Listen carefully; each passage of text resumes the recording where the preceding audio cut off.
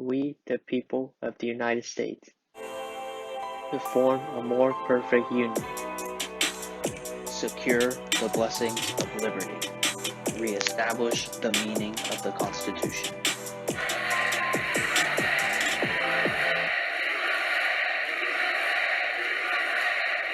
Hello, friends, and welcome to We the People Show. This is your host, Tiger, and it's been a while since we did a video, and welcome back, Bradley. It's good to be back. So today we are looking into the mayor elections in, I believe, yes, 3 cities in the United States, 2 in Texas and 1 all the way in Alaska. They are Anchorage, Alaska, McAllen, Texas, and Fort Worth, Texas. Now, these events happened a while ago, so it's kind of old news now, but we're looking into it today to determine, hello, GOP mayors, are they kind of back or not? So first of all, Alaska in Anchorage, what's your take, Bradley, to start off? I think the Republican enthusiasm is really there. Ever since Biden took office, you've been seeing Republicans either win offices or cut down the margins of Democrats. And this is certainly present in even mayor elections of big cities.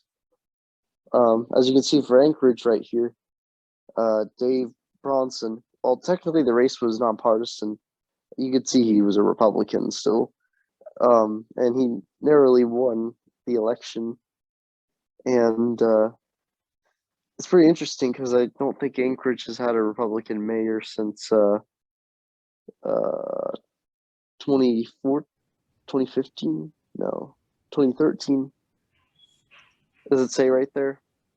Yes, I believe 2013-ish. 2013, yeah, 2013. Yeah, it's the last mayor full term, that is. He was a Democrat, served in 2015 and then 2018, now ineligible for a third term. Yeah, and before him it was a Republican for sure, right? I'm not sure about that, but the bottom line is that Republicans got the mayor seat back, was Dave Bronson.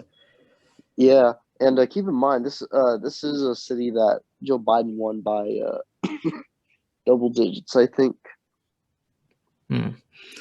And it shows, like you said, the red wave enthusiasm is really emerging. And regarding Dave Bronson's victory, he would take office officially in 2 weeks on July 1st. In this race, he won the vote tally.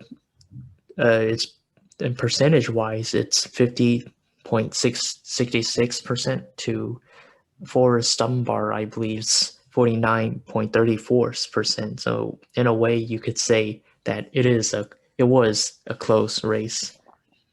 And given that Alaska is a deeply red state now, you could say that is also a sign of actual quote-unquote conservatives taking back the state from so-called rhinos and Democrats. And there are efforts, as Bradley, you mentioned before, to primary senates in the U.S. Senate, a Senator Lisa Murkowski. So it shows that with the Anchorage mayor election here, that Alaska is transforming to a full-on red state, like red state. Well, I mean, it's always been red, but yeah, you do have a couple of rhinos in there, like Lisa Murkowski, who need to be primaried. And Anchorage itself is already kind of a centrist city. I'd even say maybe even center. Yeah, I'll just say it could switch from center right, center left, but a Republican won that seat, which is pretty stunning. Yeah, pretty surprising that I've never seen before. Like, this is the first mayor election that I heard of in which the title kind of that's how I came up with the title. It's the "Hello GOP Mayors" kind of thing, and Anchorage started that. Yeah. Now we have moving on to other cities in which here in it's Hidalgo County, but it is where McAllen is the largest city in the county. And you see in the latest mayor election, the winner was Javier Villalobos. I kind of screwed the last name up, so forgive me, y'all.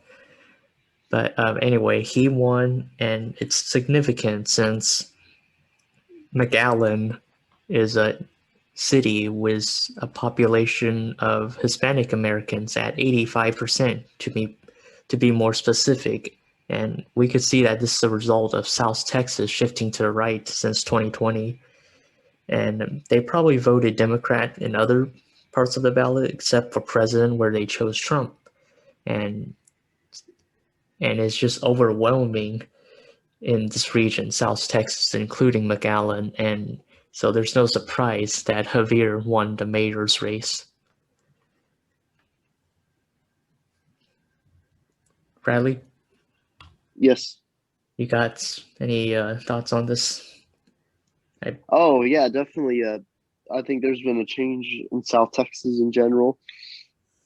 Hispanics who normally vote for Democrats, I think they've they've always been socially conservative, fiscally centrist, but they just voted Democrat, a lot of them, because they were told to do that. But I think this has changed recently, given how far left Democrats have become on social issues. Um, and now there's like no breathing space for pro-life Democrats, for example, because they're very religious in South Texas, predominantly Catholic, but a good number of Protestants too. Um, and at the same time, Republicans have become more economically populist. So I think with um, all those factors into consideration, that's why you're seeing Latinos, specifically Tejanos in South Texas, voting more Republican, and that was where the largest right word shift was in 2020 for Trump from 2016. very well explained in which how South Texas came to be, given the important voting demographic there, and we shall see that it would probably stay right wing populist for years on end. Now, on to the final city. It's Fort Worth, Texas, in which Republican Maddie Parker, who is in office now, actually defeated the Democrats nominee Deborah Peoples. And I think part of this is because, well, Tarrant County has always voted, not always voted, but they have voted Democrat in the latest election.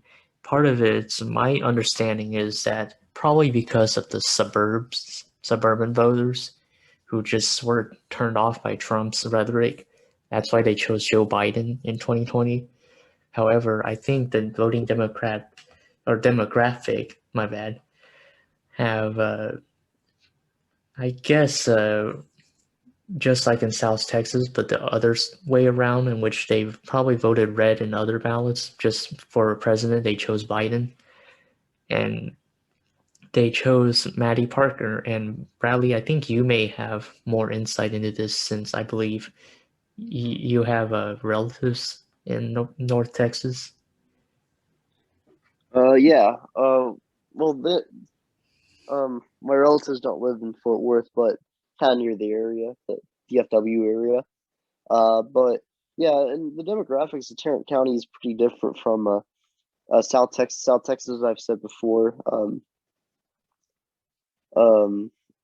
yeah, or like McAllen in general. McAllen's like 85% Hispanic, very socially conservative, uh, and fiscally centrist. And then Fort Worth is, excuse me, and its surrounding areas are very mixed. I think it's either majority white or plurality white, and a lot of those whites are college educated, and that's the demographic that traditionally votes Republican, but has recently been shifting left for the Democrats. So, and that's interesting. In 2020, that area actually shifted to the left in 2016. uh, towards Joe Biden, while South Texas is becoming more Republican, DFW becomes more Democrat. But at the same time, there's a good chance Democrats might be maxed out in that area.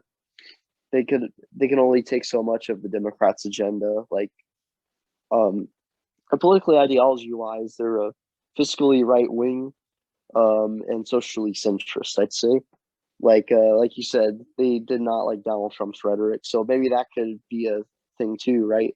It's not because they're not going to vote Republican again; they're just not going to vote for that particular Republican, Donald Trump, or candidates he strongly endorses. Yeah, I would say Um, it confirms my suspicions a bit, in which it's like South Texas, they voted one party in other parts of the ballot, but on the president ballot, the top one, they chose the other guy, Joe Biden in this case. yeah, I think Fort Worth actually voted for. I know Fort Worth voted for Joe Biden by 10 points, but the fact a Republican was able to win in an open seat in a city that was supposed to be shifting towards the left by 7 points. That's by how much Matty Parker's won. That's pretty amazing. And again, enthusiasm is not just in the areas where Trump made gains; it's even in areas where Trump made losses. So there's still hope for DFW, I think. Yeah, hopefully. There's there's still like that kind of a surprise in elections from McAllen to Fort Worth and Anchorage. It's not much of a surprise, but more specifically, McAllen or Fort Worth. Now, given those three examples, Bradley, would you say that this would truly be what the title of this video would state, Hello GOP Mayors, or is it just a brief momentum shift there? Oh, well, I think that's just going to depend on. Wait, you're asking if like we're going to see this like more often Yeah, as we're they. gonna see like more and more GOP mayors as the years progress, or not really. As of right now, yes, just because uh, the president's opposite party tends to, the opposition tends to be more vocal, and through being more vocal and active, they get more of the president's opposition, um, more candidates from the opposition party elected from local elections, county elections, statewide, and even it could be federal in the next presidential election. True that. Uh, yeah, so it's only going to be as long as Joe Biden's in office, I think. And then either in 2024, when hopefully Ron DeSantis gets elected, or 2028. Uh, it ultimately will depend Okay, on yeah, the opposition you're party. going a bit far there, but you're right. It depends on opposition party and also like who is elected president in the future years after Biden. We shall see like the political momentum shifting left or right in the future, and now on a mayor level rather than a county or state level.